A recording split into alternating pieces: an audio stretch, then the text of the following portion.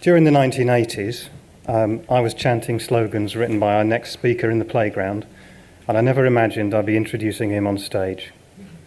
He's an absolute legend in the advertising world. He's inspired generations of creatives, and his books have explained just how powerful genuine creativity can be. Here to talk to us about predatory thinking, it is, of course, Dave Trott.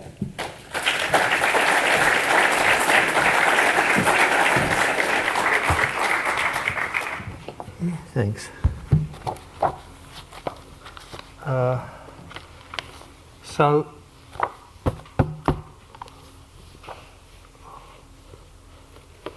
we're going to do this old school. I'm a creative director. I'm a copywriter, but I'm not a copywriter like you guys are. I'm a copywriter because I wasn't a very good art director. I wanted to be an art director, but I wasn't very good. And I thought, this is pretty dumb. I'd rather do something I'm great at than something I'm not very good at. And everybody used to say to me when I took my book around, they'd say, your ideas are great, but your layouts aren't very good. So I figured, okay, well then what I can do is I'll get an art director to make me look good. I can do good ideas, anyone can write, that's the easy bit. So that's what I did, and it worked like a dream. What they began doing around that time was calling it the creative department, where you'd had copywriters and art directors previously. And suddenly there was this explosion over the decades of these things were called, everybody suddenly had to become creative. And I was talking to John Hegarty about it about 5 years ago. And he said, whatever you do, Dave, he said, nowadays, put creative on the front of it and clients salivate for it. It doesn't matter what it is, whether it's baking, whether it's building brick walls, marketing, call it creative, clients will pay a premium for it. And I thought, why is that? Everybody calls it creative and there's so little actual creativity around. And everybody talks about creativity, nobody knows what the fuck it is. And there's a De Bono quote, if you know Edward De Bono. He says, there are lots of people calling themselves creative who are actually mere stylists. And people confuse style and creativity. What the so-called creative department is about, copywriters and art directors, is style. There isn't much creativity in there, if you're lucky 10%. Creativity is an adjective, not a noun. The people I've worked with, I've seen 10% really creative marketing guys, 10% creative planners, 10% creative writers. I've seen 90% shit in each of those departments, but I've seen 10%. And hey, when you figure that's not bad, the world's 6 billion people, if 10% of them are creative, that's 600 million, is it? 600 million creative people, that's not bad. So, what is creativity? If nobody knows what it is, what do we think it is? Well, I thought you go back and you look at the man who invented good advertising. What did he think it was? And I think Russell said, Bertrand Russell said, all philosophy is footnotes to Socrates. Well, in advertising, all advertising is footnotes to Bill Bernbach. He invented good advertising, and if you go back now, everything he said 50 years ago is still better than anything written now. And Bill Bernbach said, he said this in the 60s, he said, it may well be that creativity is the last unfair advantage we're legally allowed to take over our competitors. Now that's really good. It may well be that creativity is the last unfair advantage we're legally allowed to take over our competitors. So in our terms, creativity is a legal unfair advantage. Whatever that looks like. Might be copy, might be art direction, might be strategic, might be wherever we find it. It's big. So if we're looking for an unfair advantage, if that's how we're going to define creativity, how do we discover or create an unfair advantage? Well, the big thing that most people in our business are blind to is that it's a zero-sum game. You were taught in school that matter cannot be created or destroyed. And yet as soon as everybody gets into advertising, they forget that and they assume new stuff can come from anywhere just because they run an ad. They forget that you have to identify where that stuff's coming from. If you want someone's money, where's it coming from? If you want market share, where's it coming from? If you want market growth, where's it coming from? People are going to have to stop doing something in order for them to do something else. 100% doesn't change into 110% just because something new comes into the market. English people don't like that, especially English middle class people don't like that. But I was taught in New York. My art school was in New York. I have no problem with that. I grew up in East London. I have no problem with that. We know that this is a sport, and like any sport, if you want to win, someone's got to lose. So what you do is you plan on making the other guy lose. Not out of vindictiveness, just because that's the sport. It's a game. Nobody dies, it's a game. So, how would we create an unfair advantage in our game? Understanding it's a zero-sum game, understanding that we have to take it from someone else, understanding that person will usually be richer than us, faster than us, bigger than us, tougher than us, smarter than us, better known than us, longer tradition than us. How do we beat people who are better than us? That's the game, that's the fun part. So, in short, how do we change a problem we can't solve into one we can solve? Well, again, if you know anything about de bono and creativity, you need to get upstream. Before that gets to be an insoluble problem, you need to change the problem. For instance I always use is two explorers walking through the jungle, and they hear a tiger roar, and then they hear the tiger running towards them. And one explorer sits down and begins putting on running shoes. And the second explorer says, "You're crazy if you think you can outrun a tiger." And the first explorer says, "I don't have to outrun a tiger, I just have to outrun you." That's getting upstream and changing a problem you can't solve into one you can. You cannot outrun a tiger. But let's get upstream of this. The tiger can only eat one person at a time. If I make sure that's not me he eats, then I can get away. That's what we call predatory thinking. It's understanding it's a zero-sum game, and in order for me to have more, someone else has to have less. And I have to identify that. It's not a Pollyanna world where, why 90, well, let me tell you what the numbers are.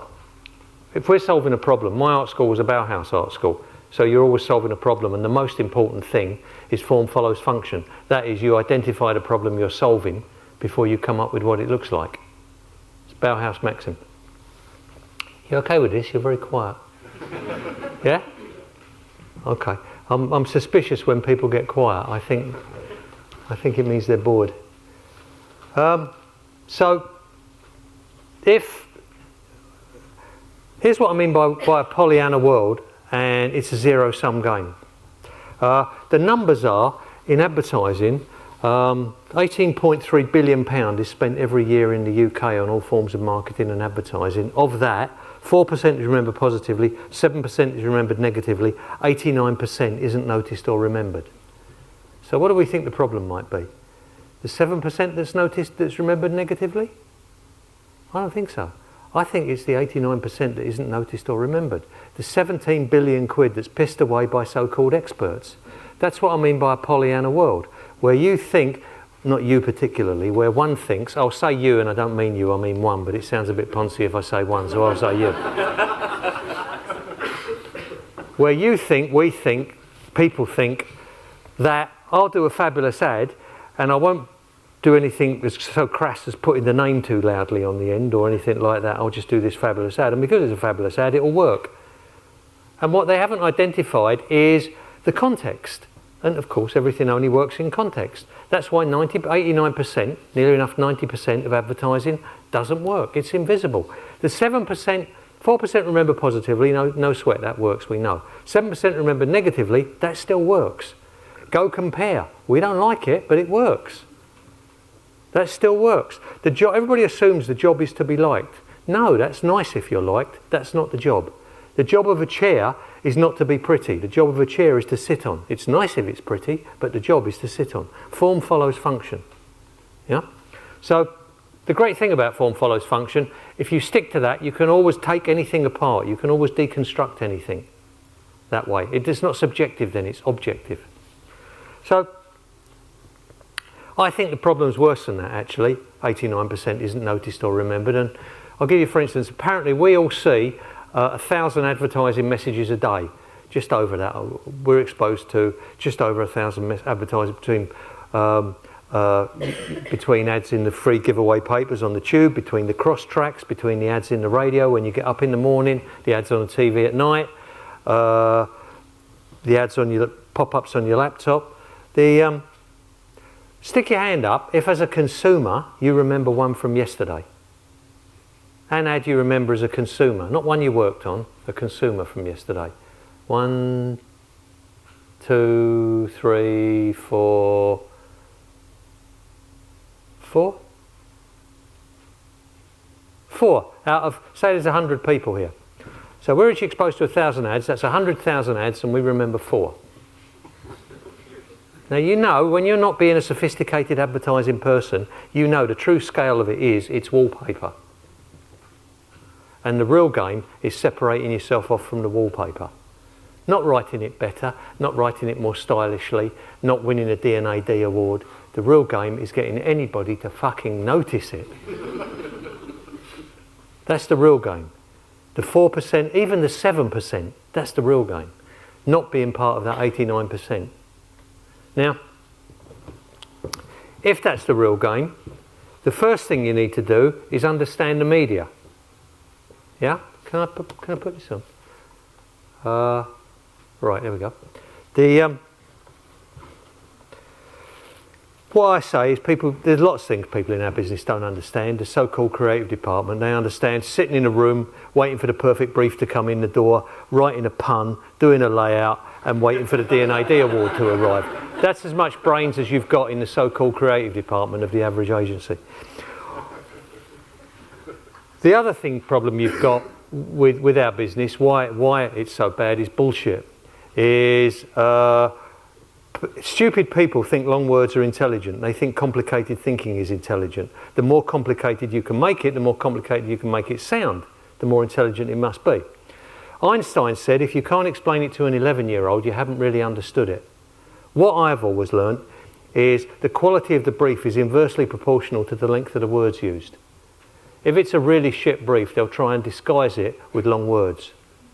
If it's a great brief, they'll keep it really simple and powerful. So you can, and that's infallible. In short words, that's always true.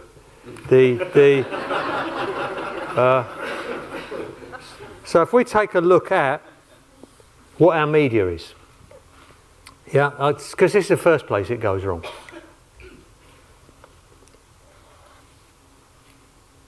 There's the consumer. Now, you look at the sort of the history of media. We started off with what? Press ads. Then we moved into posters. Then radio. It's always evolving, this media. Then into TV, cinema, digital, social media. Whatever the next thing is, the latest thing that's going to kill all other media. Yeah? Do you notice one thing on there that's not changing? One thing that's never changed. Since before there was any fucking media. After the media's all gone, what will be left is that unit in the centre. If a tree falls in the forest and there's no one there to hear it, you'll know that. If you run ads on YouTube or wherever and there's no one there to see them, nothing happens. That's the media. 55 million little units of that is the media. This is just delivery systems, and they change. Someone sent. I saw the other day a ice cream van playing Greensleeves. You all know that track, Greensleeves? An ice cream van playing it. Do you know who wrote Greensleeves? Henry VIII. Where the fuck was the media when Henry VIII was around? Where was YouTube? Where was Twitter? How come 500 years later they're still playing that on an ice cream truck? Because people sang it. These little units in the... This is viral. We used to call that word of mouth. All it is it catches on there or it dies. If you think this is the media, that's 90% of people get it wrong because they think that's the media. That's just a delivery system. As David Abbott said, shit that arrives at the speed of light is still shit when it gets there.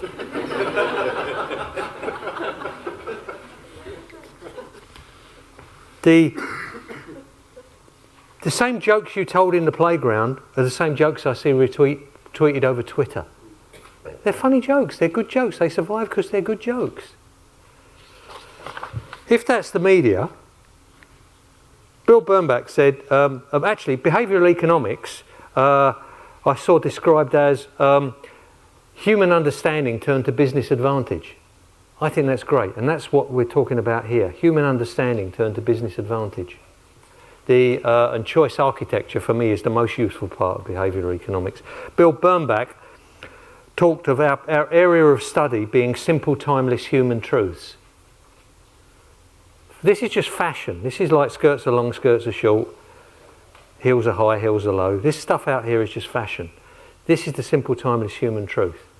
This works with cave paintings, it works with frescoes, it works with oil paintings, it works with whatever the latest digital thing is. This is where it has to work because that's the recipient. Without that, nothing works. So that's our media. How does our media work?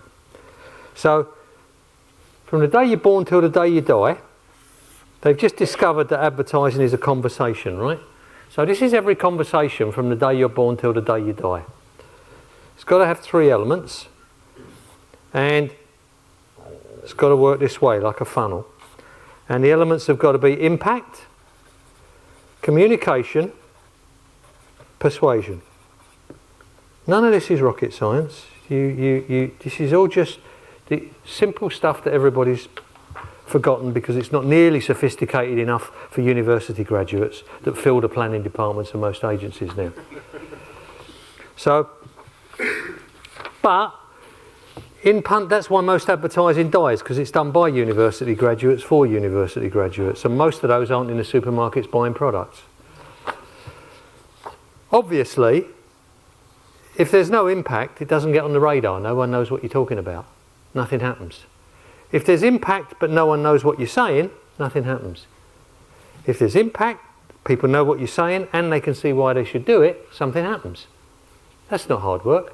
When a baby's born, what does it do? If it's not feeling well, sit there and suffer? No, it cries. It cries because it wants to get on the radar. It wants someone to do something. It turns a certain colour, red, blue, green, whatever colours it turns.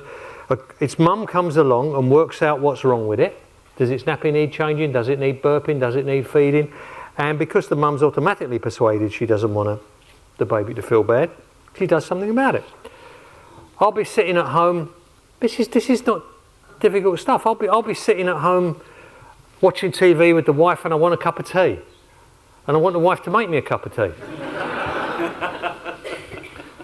And I can sit there for hours thinking, oh, well, she'd make me a cup of tea, and nothing will happen. Because there's no impact. I've got to get on her radar. So I'll say, Kath, and eventually she'll say, what? I can't then say in Russian, make us a cup of tea. I've got to say in a language she understands, make us a cup of tea. And she's going to say, why? And I've now got to think, that's... So... okay, what doesn't she like doing that I'll do in exchange? And I'll say, okay, if I put the garbage out, will you make us a cup of tea? And she'll probably say, yeah, all right. So what we've got is impact, communication, persuasion. Can you think of any reason any ad shouldn't have those things in it? Impact, communication, persuasion.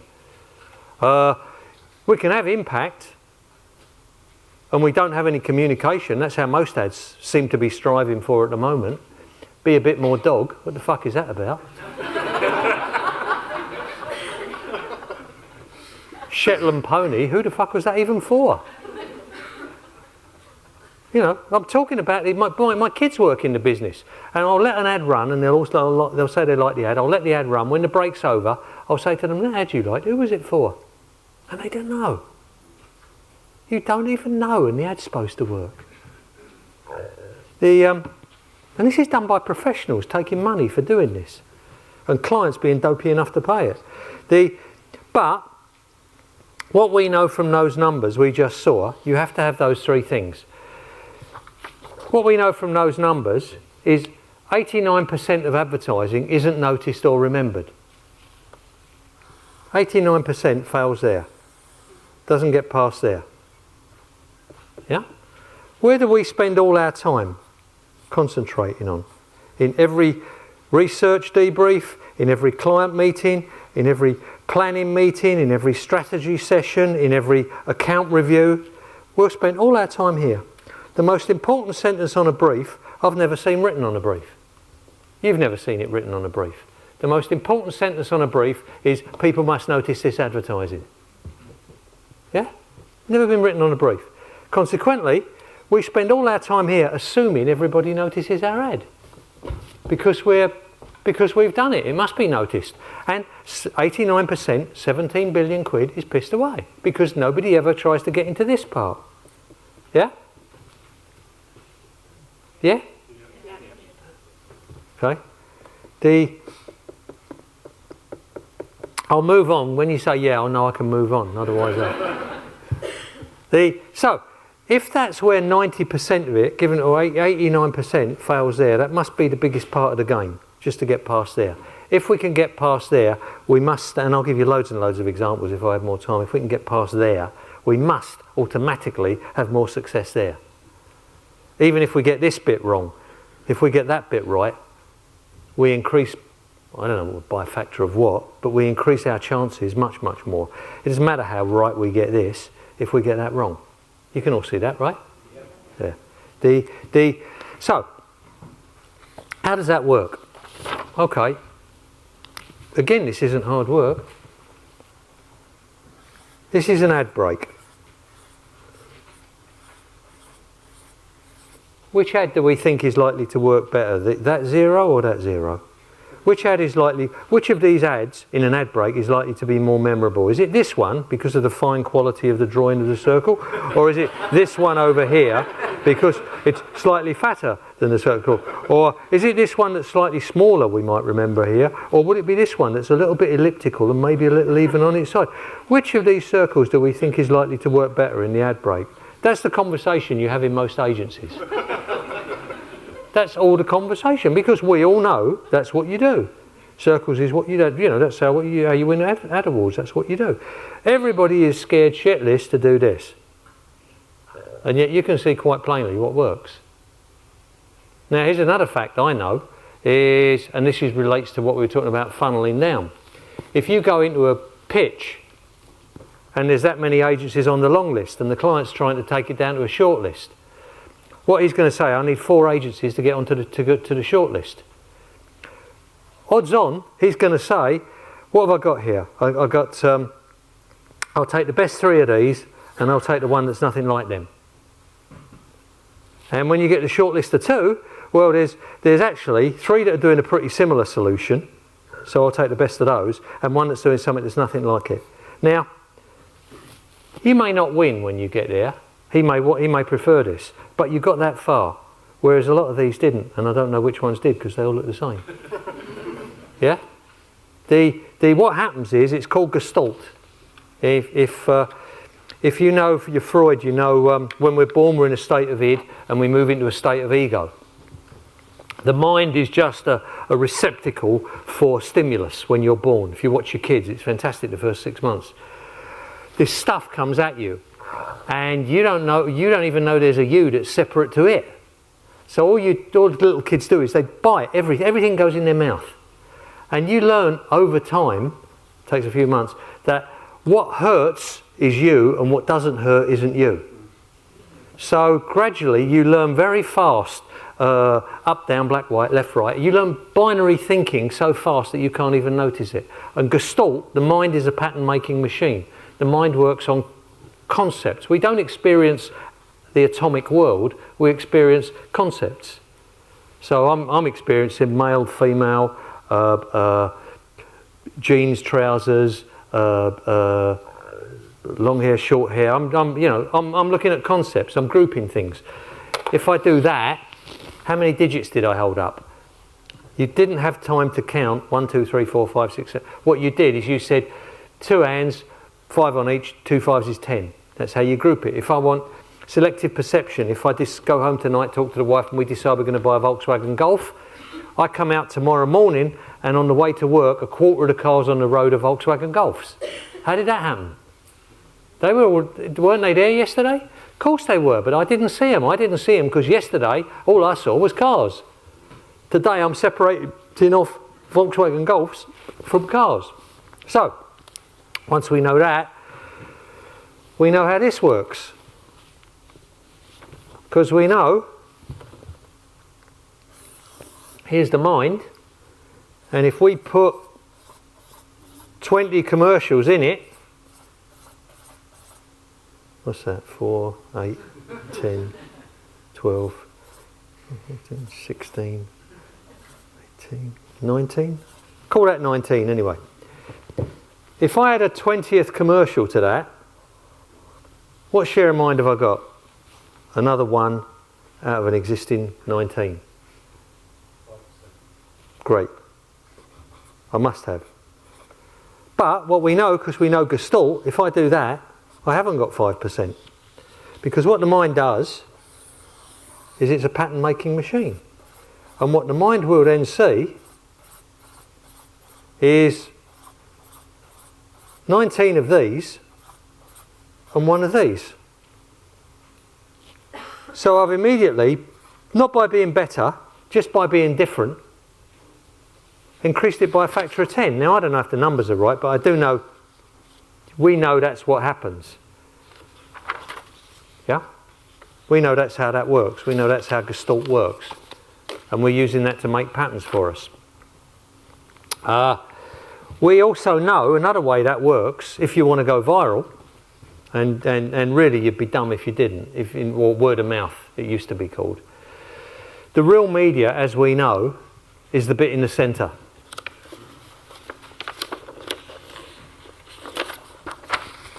The real media being this. What we want is loads of those to talk to each other and to pass it around like that. Now, how do we get that to work? How do we get loads of those to go viral? So we have to understand that. How that works. How that works is, you know, they used to do demographics a lot, but psychographics is more interesting, and the most interesting part is the simplest part of psychographics, which is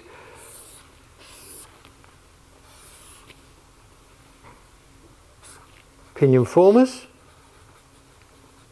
and opinion followers. Now, if you go into any pub, if you ever worked on beer, you go into any pub and you'll see groups of half a dozen blokes. One of them will be leading the conversation. He'll be telling most of the jokes. He'll be directing the conversation. He'll be interesting facts he's come up with, interesting stories, football, whatever. The other guys are happy to chip in one at a time. It will normally be him and one of the others, any one of the others. They're opinion followers. He's an opinion former. If you go into Starbucks, you'll see tables with 3 or 4 women on it. One of the women will be doing most of the talking. Each of the other women, one by one, will be joining in. These are the people who don't actually want to be leading the conversation. They're perfectly happy to be part of it. They don't want to be out there with everybody looking at them and all eyes trained on them in case they look stupid. These are the people who don't mind doing that. They haven't got time and patience to wait while someone else does all the talking. They want to do it. Opinion formers. What you can normally do, if you trigger these guys, you can use those to trigger a lot of these guys. Now, why would you care about that? I was talking to a finance forum recently, so I looked up some numbers there, and in advertising, a small account would be about below 5 million. Medium account, call it 10 million, and above 15, you're a big account. Direct line, how much do you think they spend? You've all seen their ads on the telly. How much do you think they spend? 36 million. Not bad. 83 million. Direct line. They spend 10% of the financial sector, which itself is 10% of the overall advertising sector. With 83 million, you can virtually walk around to every one of these followers and shake their hand and tell them why they should buy your product. With 83 million, you don't have to do good ads. With 83 million, you can just do loads and loads of zeros. And just by consistently bashing them over the head with it, they're going to remember it. Yeah? Now, if you haven't got 83 million, if you've only got 8 million, How can you beat 83 million? Well, not by doing this. What you do is you do this, and this is where X's live. Being different, being unusual. These guys are always on the lookout for something fresh, something original, something different, something controversial particularly, something to talk about, something to give them fodder to lead the conversations in the pubs or in Starbucks or places like that. Some simple human truths that we can turn to our use and be controversial about to get in up here, to get into the language. Australians wouldn't give a Castlemaine 4X for any other lager. Does exactly what it says on the tin. Things like that, where we can trigger into the language. We can get politicians to use it, we can get the headline writers in the Sun to use it, we can get comedians on the telly to use it, we can get it into the currency, yeah? We can create free media up here by doing that. Then we get these guys, we trigger these guys trigger these guys. That's how we can beat people who are bigger, richer, faster than us in advertising terms, yeah? I'll give you, I've got about a quarter of an hour left. There's what, the interesting thing about this for me is creativity, not just living in the so-called creative area. If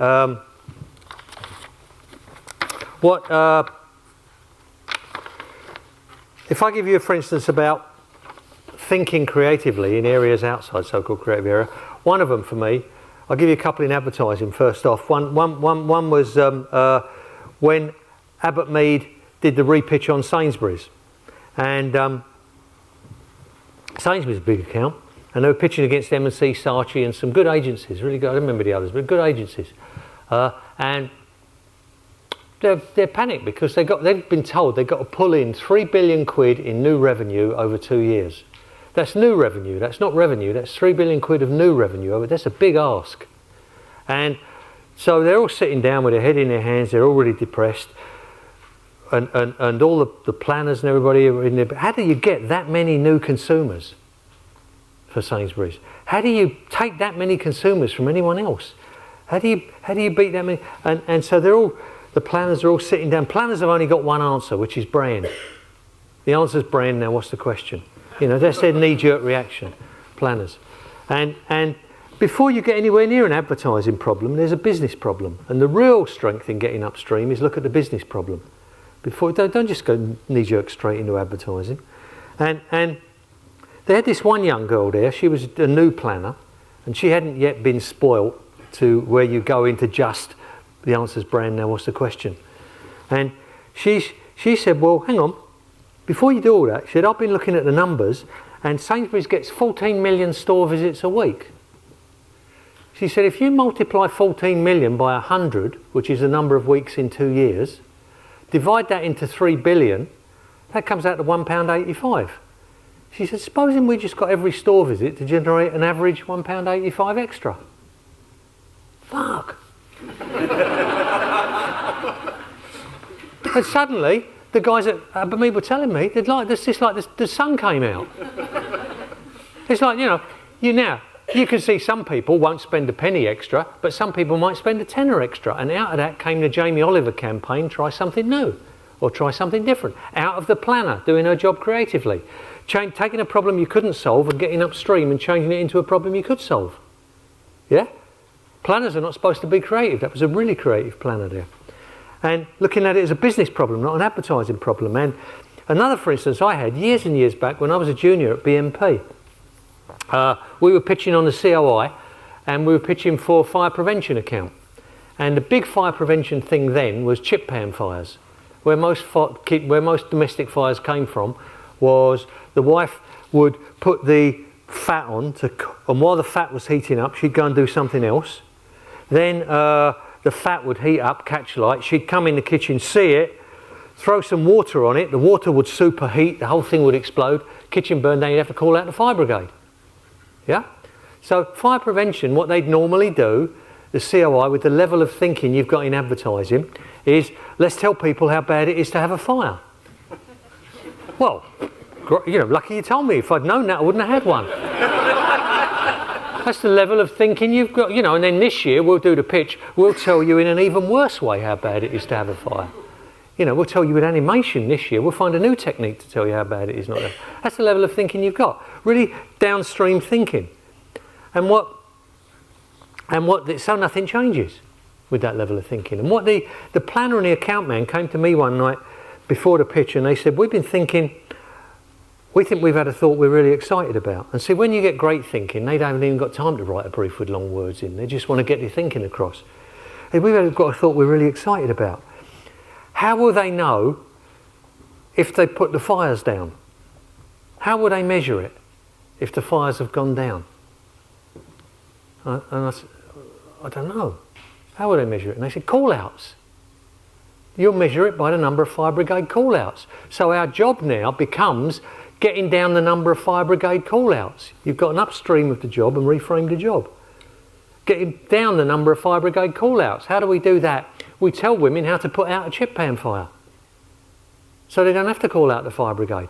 So the job now isn't stopping them having a fire, the job is telling them how to put out a fire. But because it's called fire prevention, we'll tell them in such a terrifying way that they'll never want to have one. But still and all, we'll tell them how to put out a fire. When it's on fire, first off, turn off the gas before you do anything else. Second off, take a tea towel, wring it out under the thing so it's dry, then put it over the pan so it starves it of oxygen, then walk away. Walk out the kitchen. And that's what I did. And out of that, I got a D&AD award for doing that ad, and chip pan fires went down by 40%. And that's nothing to do with me, that's to do with the planner and the account man. That's them doing their job creatively. In the States, they had anti-drink driving every year. They do the same thing on anti-drink driving, which is let's tell people how bad it is to kill someone when you're drunk. You know? And so, if I'd known that, I wouldn't have got drunk and killed someone. Yeah? If I'd known it was bad, I'm glad you told me. That's the level of thinking that never changes anything. You just stay at that level of let's tell someone in a scarier way. Oh, let's tell someone in an even scarier way. This year we'll have cars flipping over and exploding in yellow fireballs. You know? But what they did is they got upstream of that problem, and they said the real problem is when the ads run is on telly, not when you're at the bar with your car getting drunk. Point one. Point two, when you're drunk, you don't think you're drunk. You think you're okay to drive. So the obvious thing here is don't talk to the drunk. Now that's really interesting then. No point in talking to the drunk. And they did this great campaign, Friends Don't Let Friends Drive Drunk. With the line in there, if he's drunk, he'd take his keys, call him a cab, give him a bed for the night. But if you're really a friend, you won't let him drive drunk. You put the whole onus on the sober person or the less drunk person standing there. And it's fantastic. That was so successful. It's now all over the States, Australia, Canada, all those places. That's taking a problem you can't solve and getting upstream and changing it into a problem you can solve, yeah? I've got time for a couple more of those. What I like is when you find that kind of creativity in areas that are nothing to do with so-called creative areas. You know, like art galleries and sculpture and fine art and poetry and film, little traditional creative areas. When you find really exciting creative thinking, Edward de Bono type thinking. He's the father of lateral thinking, Edward de Bono. You find Edward de Bono type thinking in other areas. And I love that, like that creativity stroke street smart stroke predatory thinking. Outthinking other people. One I liked a lot was, and I'll give you some examples of some other areas, because I think it really stretches your creative muscle when you can spot that in other areas, that creativity. Then you expand your creative muscle. So you keep your eyes open for it in all those places. One I liked a lot was a guy called Don Revie. There was a football manager called Don Revie years ago, ran Leeds, and he's not my cup of tea as a bloke, but I thought this is really clever. Every year, every game, before every match, it's no news, before every game, you will study the team you're going to be playing on Saturday. And you will get every player to study the team he's going to be playing. You will get every player to study the man he's going to be marking on Saturday. Everybody does that. Nobody knew while Revie was manager, but after Revie left Leeds, they found that he was the only one. He had a dossier of referees, and he'd get the players to study who was going to be the referee on Saturday, where he went for his holiday, what his family were like, what his hobbies were, what his interests were. Why did he do that? So that in the tunnel, you got one team that knows nothing about this bloke, and this other team saying, "Hello, Mr. Brown, how was your holiday in Portugal? Did the twins enjoy it? Did they have a nice time? How's the allotment working out? You like that?" And now, out there on the pitch, you can't often see who's fouled who. And you've got to make a decision really fast. Was it those nasty stuck-up bastards who wouldn't talk to me, or these really nice boys over here? I think it must have been that nasty lot.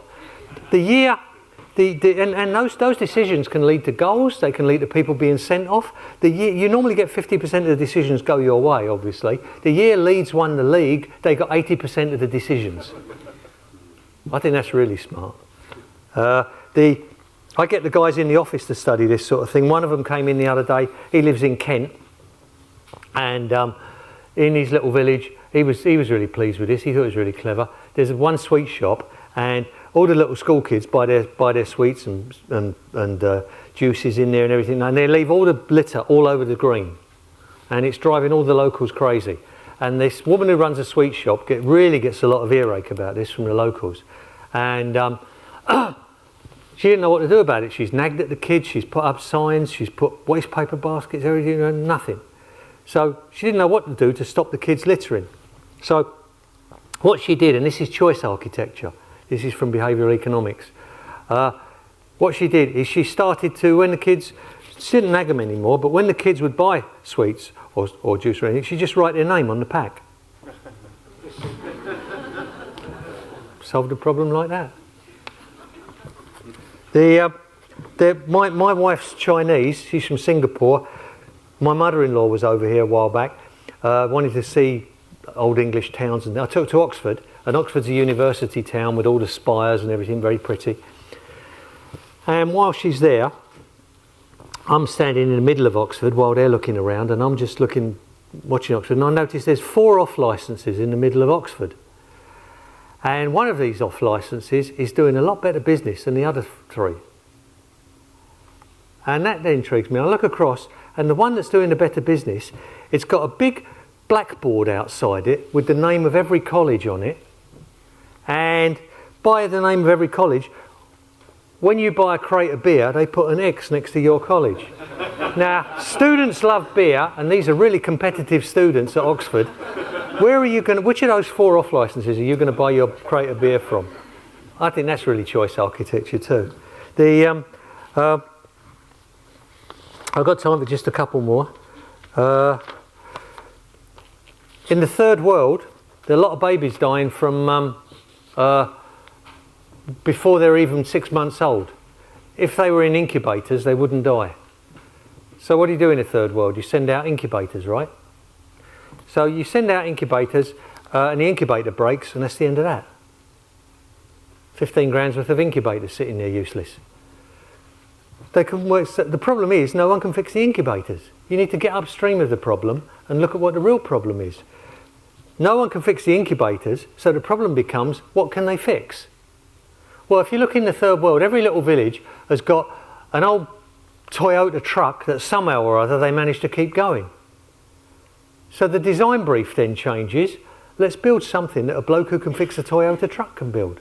So in Oxford, you can go online and see this stuff. They're now building incubators that have 2 fans, 2 car fans underneath, running a heating system with a 12-volt direct back. All this stuff off a truck that now they're delivering to the third world, and it can be fixed by the same guy that fixes the third world, that fixes the trucks. So that's the third world. That's saving babies' lives in the third world.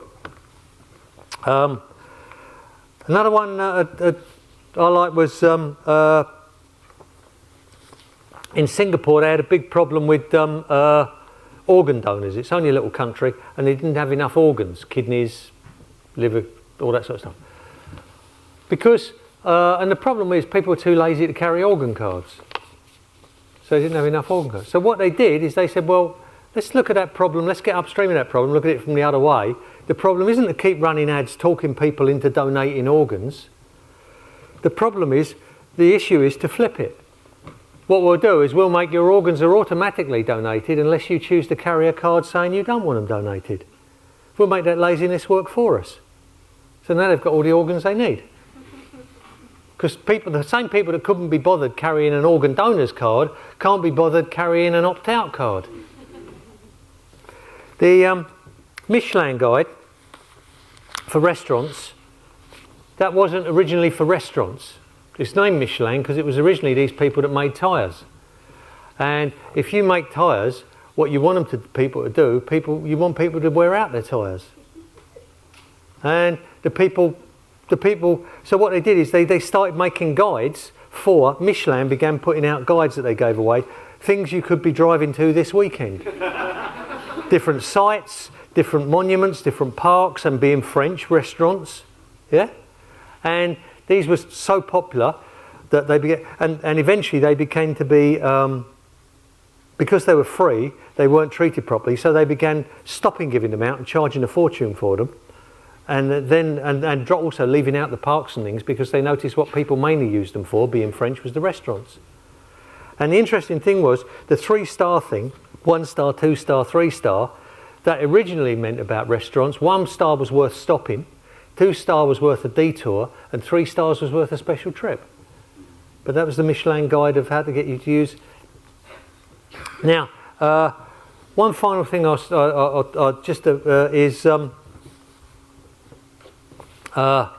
because I was telling you about simplicity, and I really do believe all the power is in simplicity, all the weakness is in complexity. And to illustrate that, there's a story of Sherlock Holmes and Dr. Watson were involved in a case, and they were on Dartmoor, and they were camping out on Dartmoor overnight. And in the middle of the night, Watson feels a dig in the ribs. And he says, "What is it, Holmes?" And Holmes says, "Look at the stars, Watson. What can you deduce from them?"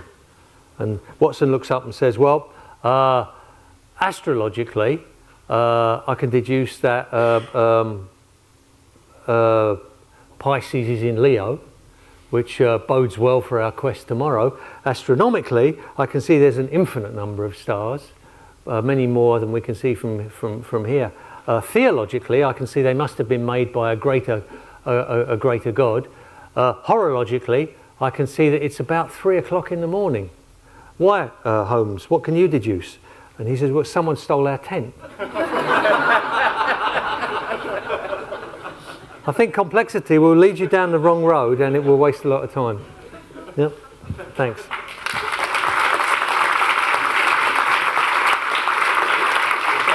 We've got time for a couple of questions, if that's all right. Okay. Yeah, if you want, yeah. Yeah. Apparently, if you've got any questions, I was watching the clock here, but if you've got questions, I'm happy to answer any. Yeah. Loads of ad campaigns. What I'm trying to ask is, how is it that so many fail when major clients put them through these incredible research, pre-airing, and they get it so wrong, but they come back from the group saying, "God, that is the best ad I've ever seen." Yeah. What's the sort of gap between what the research department says and the reality in the world? How does that happen? It's exactly that. It's the other day I was listening to a talk on. Do you know Kahneman's System 1 and System 2 thinking? The long and short of it is there's 2 kinds of thinking. There's rational thinking, emotional thinking. We like to think everything is rational, and so everything we do is all about rational. Actually, Kahneman gives for instance, how it is it's like emotional thinking is like an elephant, massive great elephant, and rational thinking is like someone on the elephant's back. And we like to think that the person on the elephant's back is guiding the elephant and making it go wherever it wants. Truth is, the elephant's going where it wants, and the person on the back is post-rationalising it. Now, the entire planning department is all trained from university. There isn't a person in planning that hasn't gone to university. And so what they're all about is post-rationalising. That's what you learn at university. You learn to write theses And theses are, how you get your degree is to take something simple and make it really complicated. And use long words about it. And that's what planners learn, and they come out like that. And what actually works is taking something complicated and making it simple. Because the punters out there haven't really got time to engage. Well, what you absolutely don't research is that. You don't research. When I do ads, I do an ad and I show it to the client, and the client says, it's a bit empty, isn't it? You've got loads of room in there, space in there. Couldn't you put a bit more in there, a bit more in there, blah, blah, blah. And I say, okay, here we've mocked up the ad in situ, where it's going to run. And he said, fuck, it dominates that space, doesn't it? Well, of course it does, because it's empty. Yeah? As soon as I start to load it up, it just becomes part of the wallpaper. Research, the one place everybody judges ads is the one place they're never ever going to run, which is on the boardroom table. Yeah? Now, if we ran ads like that, research is I'll pay people, whatever it is, 20 quid each, come in here, sit down, now talk about this ad. That really isn't how it works in the real world. How it works in the real world is like that. Yeah? And also, incidentally, 50 other identical things to that behind there with it too. Or like that in the real world. And you just don't judge that. What planning has done largely is taken all the intuition out of it, all the let's get it on the radar, let's get people talking about it. Now it's become, the whole world now is now that little guy on the back of the elephant. And actually, we're not even talking about the elephant. We're not talking about why people. We're not talking about will people notice this advertising. Does that answer it? Yeah. Oh. Anyone else?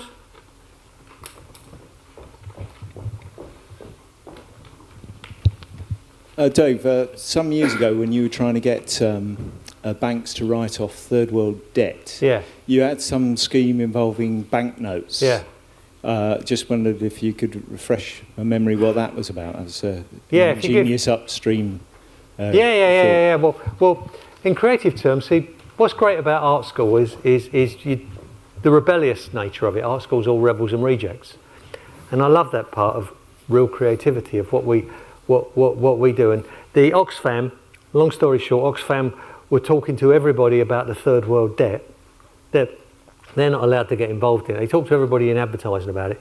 Nobody else was interested but me. I thought it was 5 million little kids a year are dying. I thought this is fantastic. If I was a bus driver, I couldn't do anything about this. But I'm now somewhere where I've got my thumb on media. I can now influence loads of others. We can get trickle down. So I would get involved with that, and I would talk to, loads of people from production companies would want to get new directors off the ground, so they'd write to me and say, have you got any scripts you haven't made that we could have to shoot for our director?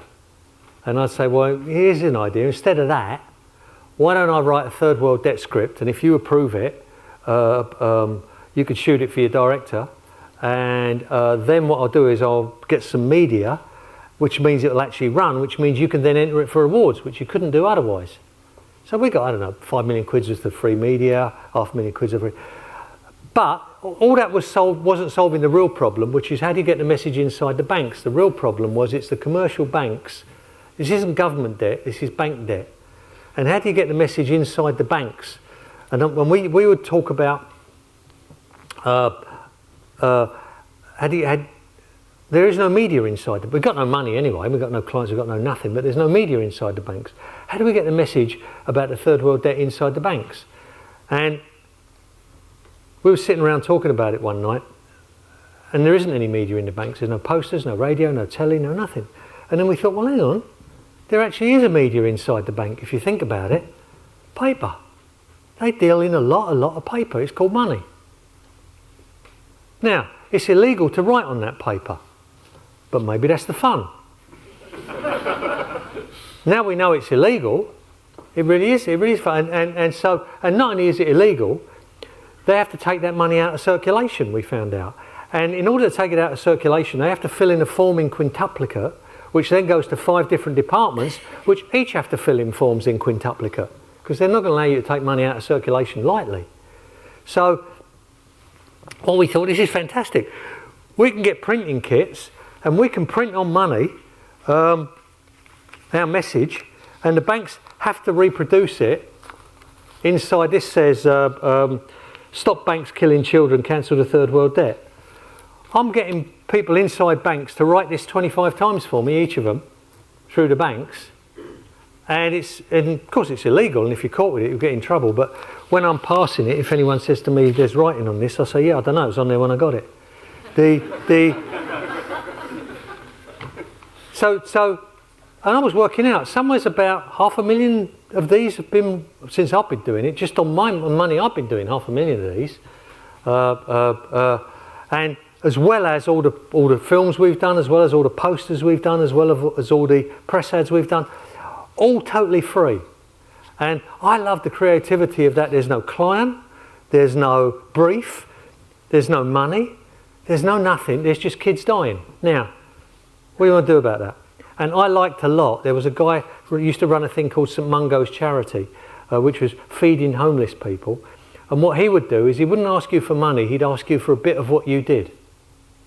So, if you were a baker, could he have your rolls you were going to throw away at the end of the day?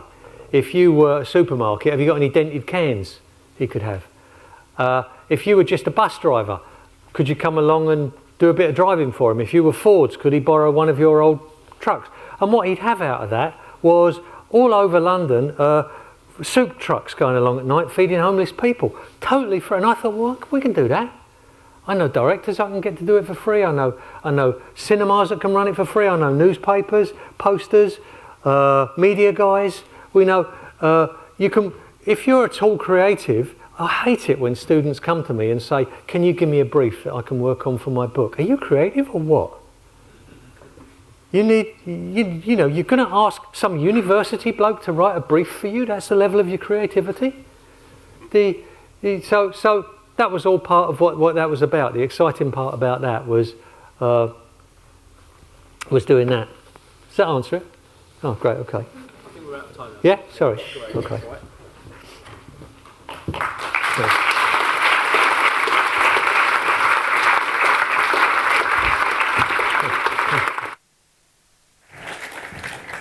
Excellent. Thanks very much, Dave. Brilliant.